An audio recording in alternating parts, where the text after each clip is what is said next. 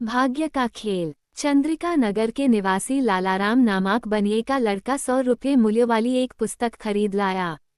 उस पुस्तक में एक स्थान पर लिखा था कि मनुष्य अपने भाग्य का लिखा तो बड़ी ही आसानी से पा लेता है, लेकिन जो भाग्य में नहीं लिखा होता उसे जी तोड़ परिश्रम करने के उपरांत भी पाने में असमर्थ रहता है।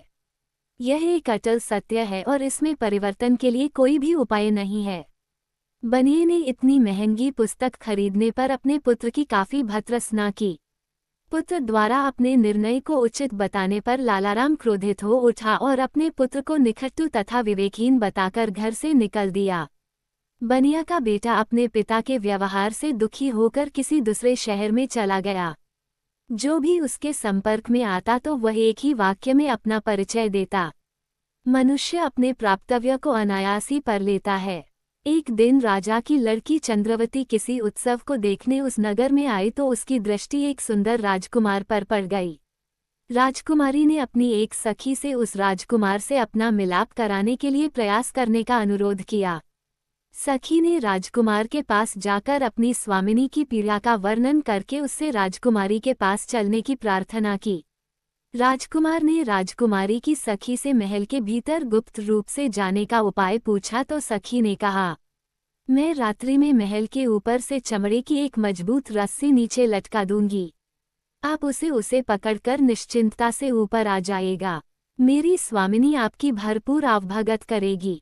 रात्रि होने पर राजकुमार ने मन में विचार किया कि इस प्रकार छिपकर किसी पराई नारी से मिलना सर्वथा अनुचित होगा। राजकुमार ने उधर न जाने का ही निश्चय कर लिया।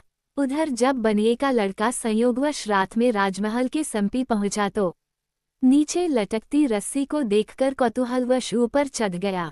राजकुमारी ने उसे ही राजकुमार समझकर उसे छिपाने के विचार से अंधेरा करके उसे अपनी बाहों का सहारा दिया और स्नेह आदर के साथ अपने पलंग पर बैठा दिया। राजकुमारी ने प्रेम भरे शब्दों से पूछा, आप कुछ बोलते क्यों नहीं? ये सुनकर उसने अपना प्रिय वाक्य दोहरा दिया, मनुष्य प्राप्तव्य को अनायास ही प्राप्त कर लेता है। ये शब्द सुनते ही राजकुमारी को आभास हो गया कि यह युवक राजकुमार नहीं है। अतः उसे राजमहल से बाहर निकाल दिया। आधी रात का समय था। महल से निकलकर बनिए का पुत्र समीप के एक खंडहनुमा मंदिर में आकर सो गया। संयोगवश उस नगर का रक्षक अपनी प्रेयसी से मिलने वहां आ पहुंचा। उसको वहां सोया देखकर नगर रक्षक ने उसे जगाकर पूछा, कौन हो भाई तुम? यहाँ क्यों सो रहे हो? भाई मुझे अभागे का न तो कोई घर है न द्वार। दुनिया में मेरा कोई सगा संबंधी भी नहीं है। कोई काम धंधा क्यों नहीं करता? नगर रक्षक ने सख्त लहजे में पूछा, कोई कितना भी परिश्रम क्यों न करे, मनुष्य प्राप्तव्य को अनायास ही प्राप्त कर लेता है। उसने अपना वही पुराना रटा रटाया वाक्य दोहरा दिया। नगर रक्षक ने समझा कोई बेवकूफ है, इसलिए उसने उससे कहा, यहाँ सोना मना है, कहीं और जाकर सो। नगर रक्षक का आदेश सुनकर वह उठकर चल दिया, परंतु अर्धनिद्रा की स्थिति में होने के कारण कुछ दूर जाकर एक छोटे से मकान के आंगन में जाकर सो गया। संयोगवश नगर रक्षक की युवा पुत्री विनयवती अपने प्रेमी से मिलने की प्रतीक्षा में निश्चित स्थान पर बैठी थी। उसने अंधेरे में उसी को अपना प्रेमी समझा और बोली, क्या अभी तक आप मुझसे नाराज हैं? जो मुझसे बोल नहीं रहे। मनुष्य अपने प्राप्तव्य को अनायास ही प्राप्त कर लेता है। उसने अपने वही शब्द उसके सामने भी दोहरा दिए। उसके इस प्रकार मुंह खोलते ही विनयवती अपनी मूर्खता और अधीरता पर पश्चाताप करने लगी। उसने बनिए के लड़के को उसी वक्त वहां से भगा दिया। विनयवती द्वारा भगा दिए जाने के बाद वह नगर की गलियों में भटकने लगा।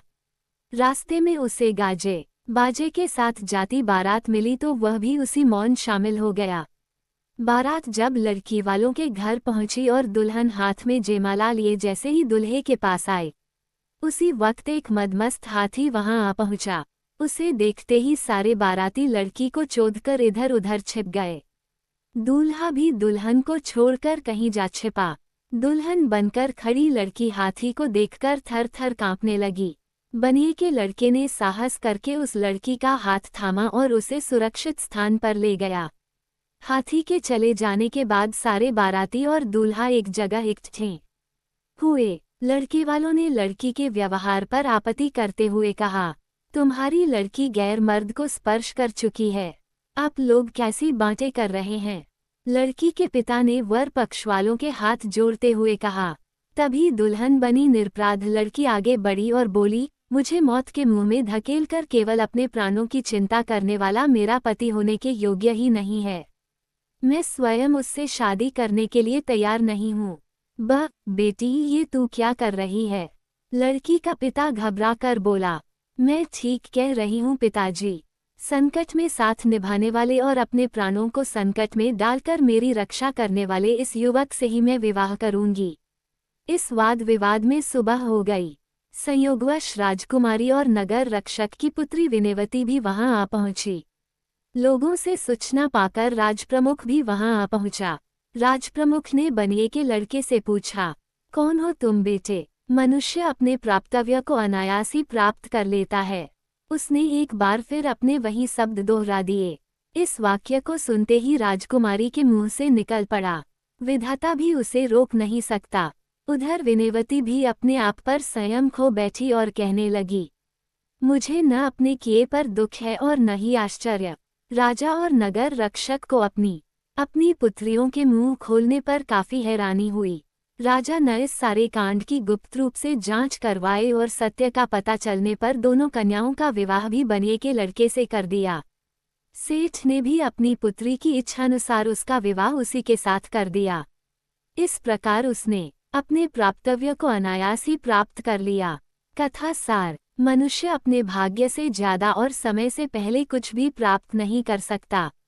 इसलिए मनुष्य को अपना धन नष्ट हो जाने पर मायूस नहीं होना चाहिए, और यदि कुछ अनायास ही प्राप्त हो जाए तो उसमें आश्चर्य भी नहीं करना चाहिए। इस सारे खेल के पीछे भाग्यर्चयता का ही हाथ होता है। न चाहते हुए ही बनिए के बेटे को इतना कुछ मिल गया जो वह मांगकर भी प्राप्त नहीं कर सकता था। आप लोगों को यह वीडियो पसंद आई हो तो प्लीज़ मेरे को सब्सक्राइब करें, लाइक करें और कमेंट में यह जरूर बताएं ये कहानी आपको कैसी लगी। राधे राधे, जय श्री कृष्णा, हर हर महादेव।